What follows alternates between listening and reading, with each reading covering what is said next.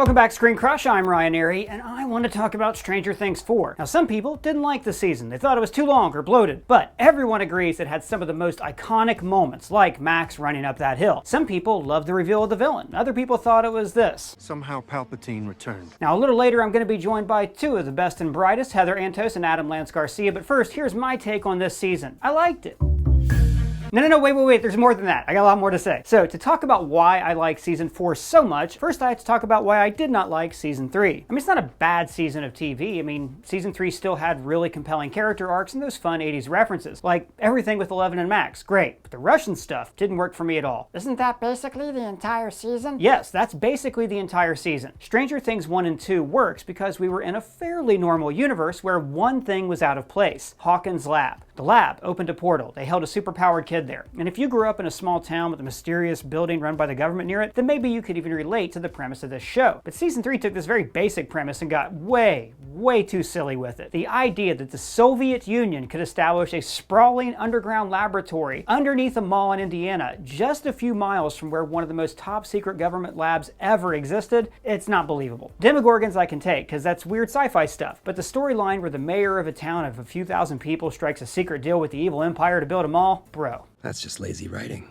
Now, I did love the new characters like Robin and Alexei, loved seeing the gang come together and all that, but the Russian stuff was just too goofball. Plus, the Joyce Hopper storyline was irritating. The show was trying to mimic the love-hate relationships of shows like Moonlighting. It's none of your damn business. None of my damn business. None of my damn business. None of your damn business. But instead, we just got two high-caliber actors wasting their efforts by yelling at each other. Unless something comes up. And yelling at each other. You should go on a date. I don't know. I'm thinking like... And yelling at each other. I will do anything if it gets me away from you. Now, this made Hopper seem like he was jealous of Bob and insensitive about Joyce's grief. So this story dragged down the rest of the show, which undercut Hopper's death, which was undercut a few minutes after it happened.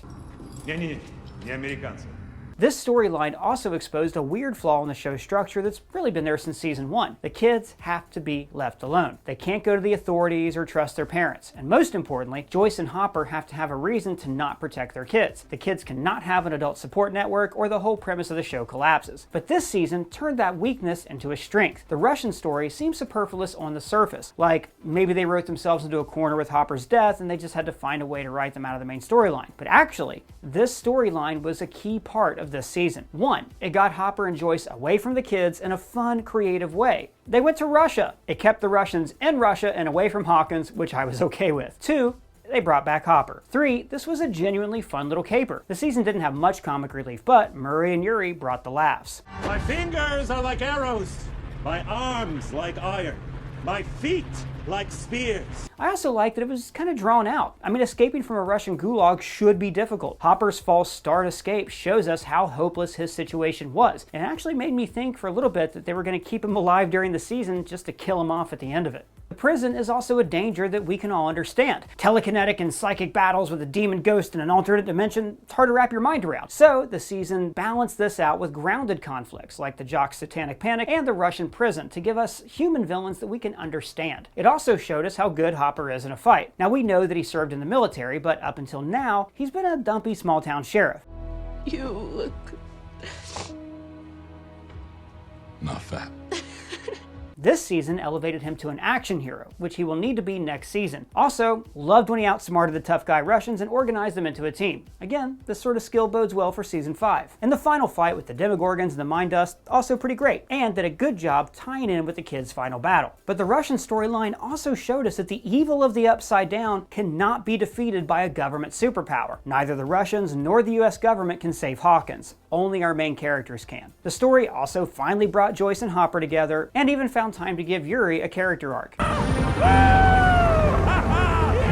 And I thought the rest of the season balanced out the other threats perfectly. Retconning Vecna as a big bad gave the team something to fight other than just monsters. Running up that hill is one of the best scenes of the show ever. I mean, leave a comment if you actually thought Max was going to die. I did. And that's also the biggest challenge of this show, removing the plot armor from the kids. Okay, although Eddie's death was heartfelt and I love the character, it was kind of dumb. He didn't have to leave the trailer. But I guess like he didn't know that at the time. But mostly, I love that the show stopped trying to be a reference factory for 80s stuff. The first two seasons felt like they were all of our favorite 80s movies mashed together. great. But the third season felt like it had to elevate these references, so it became a goofball Cold War movie with like a little bit of Fast Times and Body Snatchers and Terminator and Magnum P.I. thrown in there. But these references didn't feel that organic. More like the Duffer Brothers were saying, well, I mean, people expect references, we have to throw some kind of reference in there. I understood that reference. But this season still plays on some of those 80s tropes. The Russian plotline is taken from Spies Like Us. Spicoli from Fast Times was the inspiration for the Pizza Dude. You have Amityville Horror, Firestarter, the ending's right out of Halloween. And they also reuse tropes from previous seasons like Freddy's Nightmares on Nightmare on Elm Street. But more than any other season, this one felt like it was its own creation. Like Stranger Things outgrew the need to create nostalgia and was telling a more epic story. And I can't wait to see the conclusion. But that's just my thoughts. I'm actually lucky to be joined here today by two terrific storytellers. We have comics editor Heather Antos and novelist Adam Lance Garcia. So Heather, I want to hear from you first. What were your thoughts? And you just finished this season just a few hours ago. So let's hear your raw, unedited take on Stranger Things 4. It was fine. I have very complex feelings about it because I loved the first 6 or so episodes so much. I thought it had, it really, I felt the show kind of regained its voice and found a new original horror sci-fi tone with the supernatural that, kind of, as you said, it wasn't so reliant on 80s nostalgia, 80s nostalgia, 80s nostalgia while still having the 80s present. And then the last 3 episodes, I feel just kind of fell apart for me. How they kind of forged the Vecna story, #1 origin in there. Was it foreshadowed? Absolutely. Did I know it was coming before it happened? 100%. But the let's have 30 minutes of exposition of it, of an over a flashback monologue. I think there's just such better storytelling methods to do that. I think. In no world can you justify a 2.5-hour finale episode to me unless it can stand alone as its own film. The whole Russia storyline just felt so unnecessary to me. I don't think it needed to be dragged out across the whole season. I think a lot of what accomplished there could have been done in 2-3 episodes tops.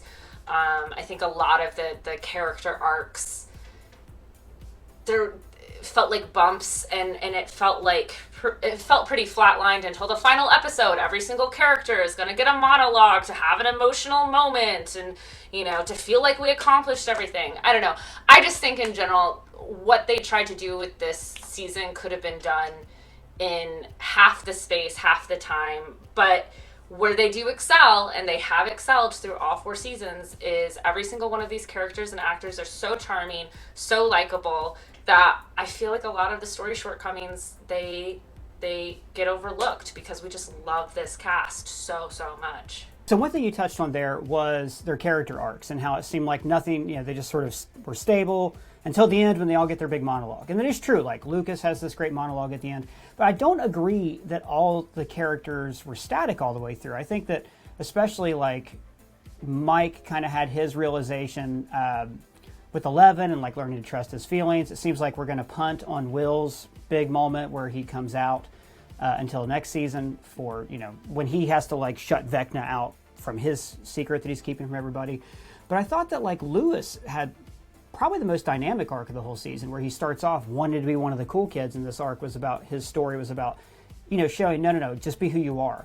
And there was a little monologue-y part with the jock, that Edward Scissorhands kind of fight with the jock there at the top of the house.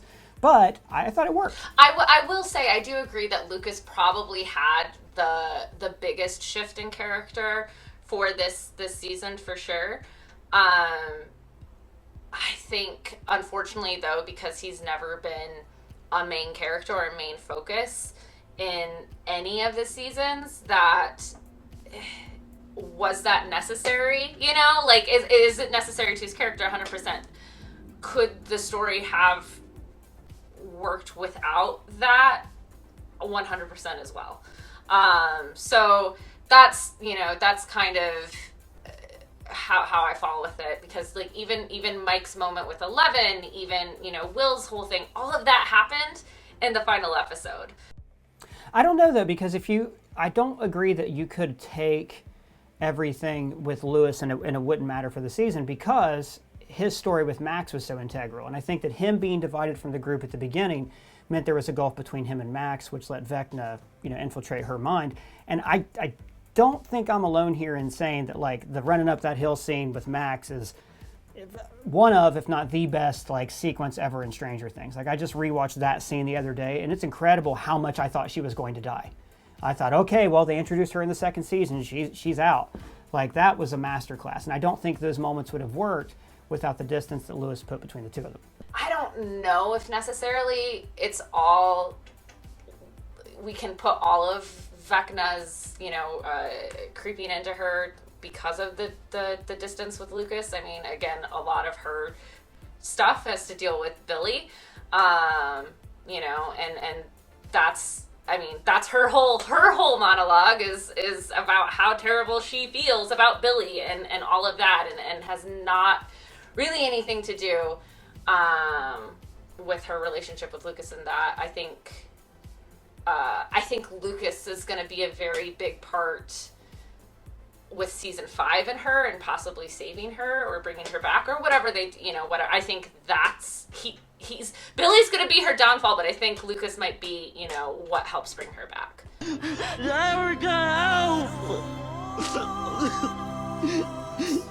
Caleb brought it in that scene, in her and Max's, like, death and resurrection scene. Like, apparently that Erica helped. He improvised that, according to the Stranger Things writers on Twitter. And I want to talk about the Russia sequence and all that, and that storyline. But first, Adam, you've been sitting on the bench for way too long. What are your thoughts on Stranger Things 4?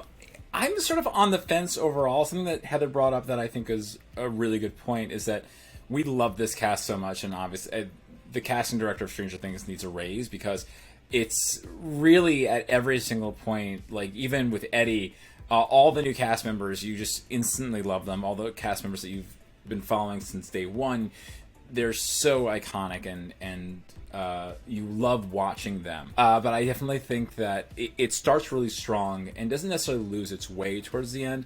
I think it gets overstuffed, and that's partly because it has such a large cast, and this is something that I think happens a lot. It's happened in my own work. It's happened in some other stories where, you naturally expand a cast sort of as the story goes on, because you need to introduce new characters. You need to make the story world larger. But I kind of felt the weight of it towards the end. The Mike and Eleven storyline, that whole felt like a side quest. Really felt disconnected until the very, very end. And even then, it was sort of like, this could have been in emails several times. The whole Russian storyline, where, again, I kind of feel like that could have been the first 6 episodes, and then they could have come back. And that, I think, has a lot more to do with probably production, that they have these cast members, Millie Bobby Brown is becoming bigger every year. All these different these cast members are getting bigger jobs because of Stranger Things. So scheduling them is a bit harder. It reminded me a lot of Infinity War. Oh, God. It felt like Infinity War, where I couldn't help but see the sausage being made, if that makes sense. Like, I saw where, like, okay, we can't have Millie Bobby Brown for this several months, so let's have her off on the side quest that we can shoot within a couple of weeks, with Paul Reiser and everything like that. I mean, I think it all comes together. I think it all works sort of emotionally. I'm sort of on the fence with Vecna overall. I think he's done really well. I think they tie him in well enough into Eleven's arc. But I was like, I don't really need this. I don't need to have a big bad. I kind of liked that it was this sort of unknowable thing. This very sort of Lovecraftian, unknowable monster that they're always going to be facing off against.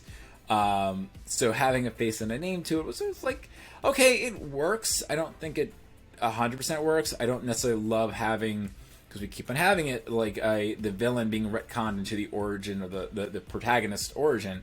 Sometimes it works, sometimes it doesn't.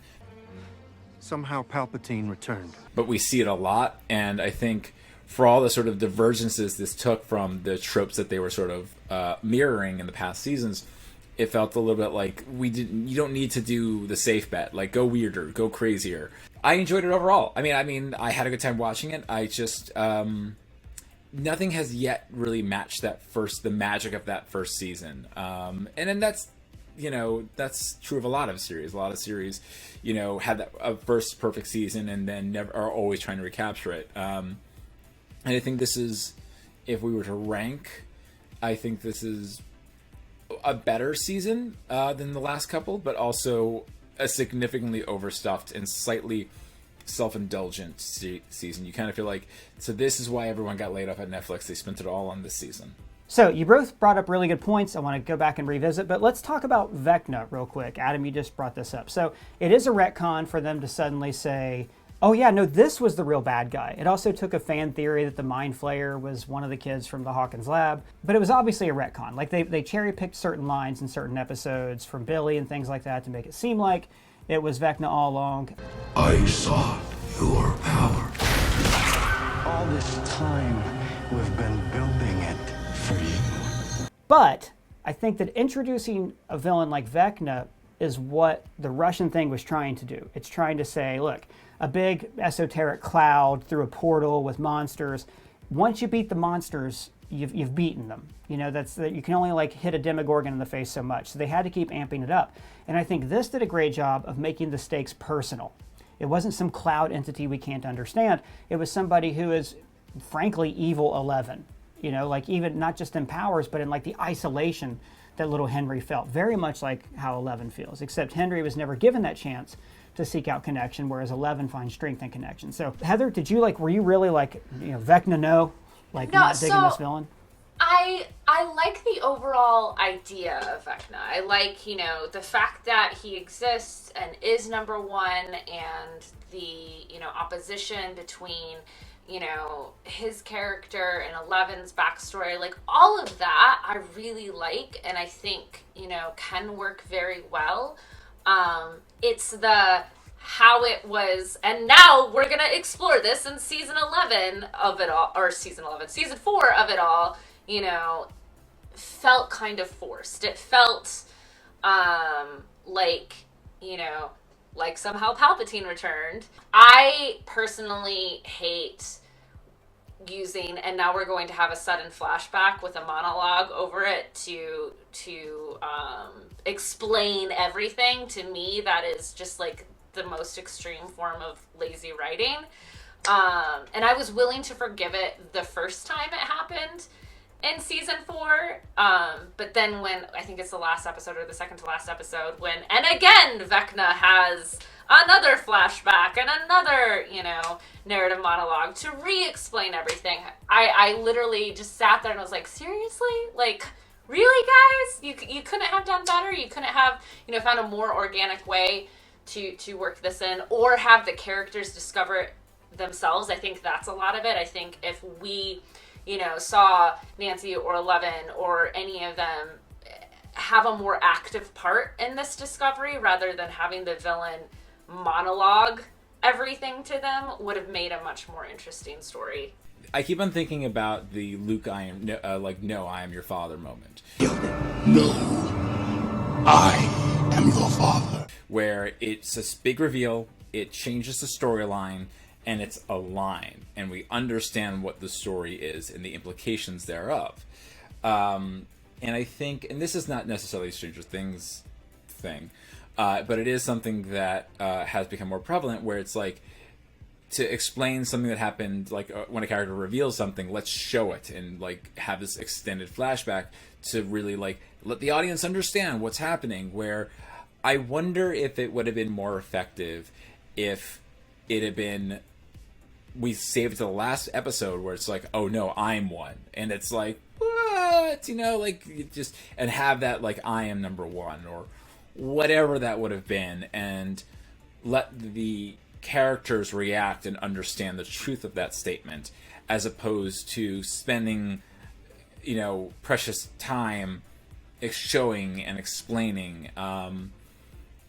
it's not always ineffective, as Puck will definitely agree. It kind of slightly ineffective in this because it's so extended and it takes for so long just to get there, where I just kind of wish it's like, give us a line, give us a moment, and then you can have Obi-Wan Kenobi come in. It's like, yeah, it was true, and that's it. That's all you really need. You don't necessarily need to show, the entire him walking through the upside down and gaining powers and stuff. It was, I don't necessarily think it's bad. I don't think it was great. I think it's just kind of... It could have been worse. It was fine.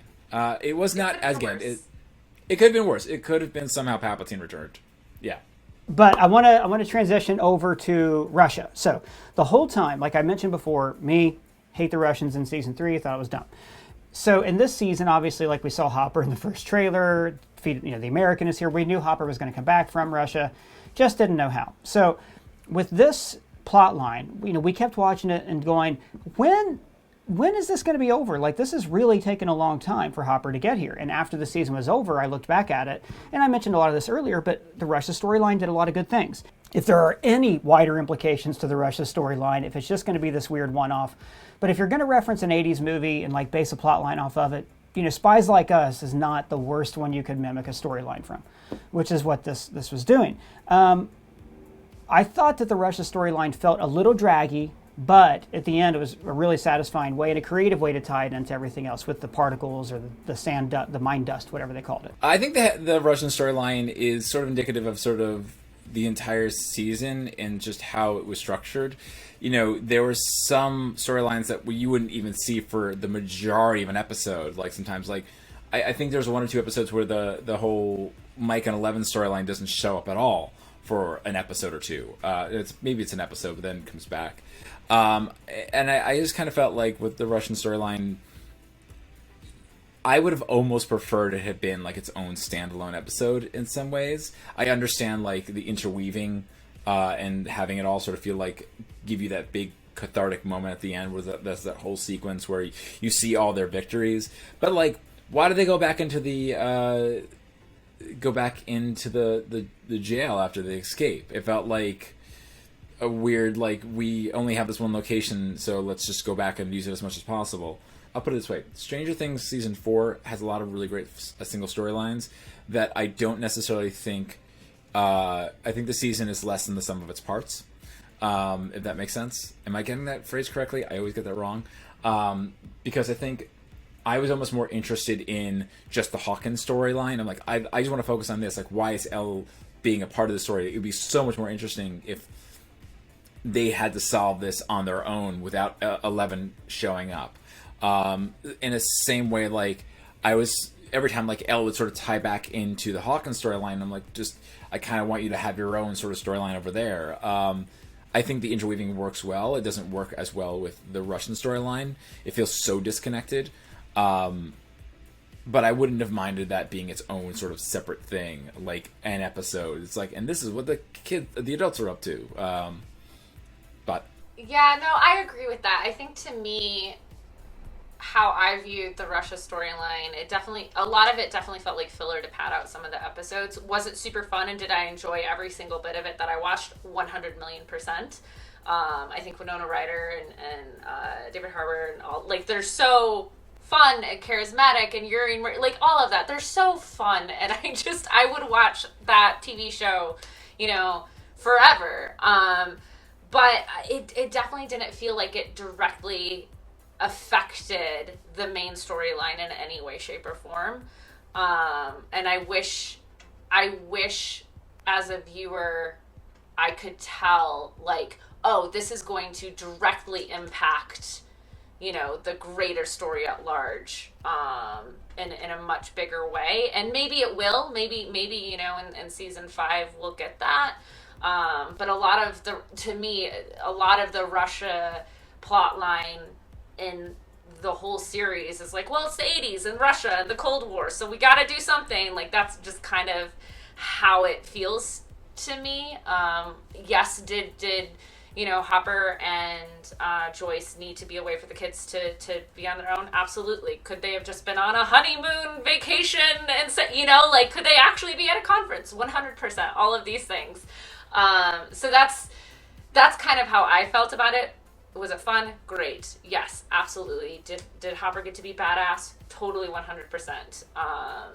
But it's just it felt a little lackluster, and to me, if this was like a collected DVD situation, this would be the extended deleted scene that we'd see. Well, that was fun. Thanks both of you for hanging out and talking with me today. Heather, where can the people find you?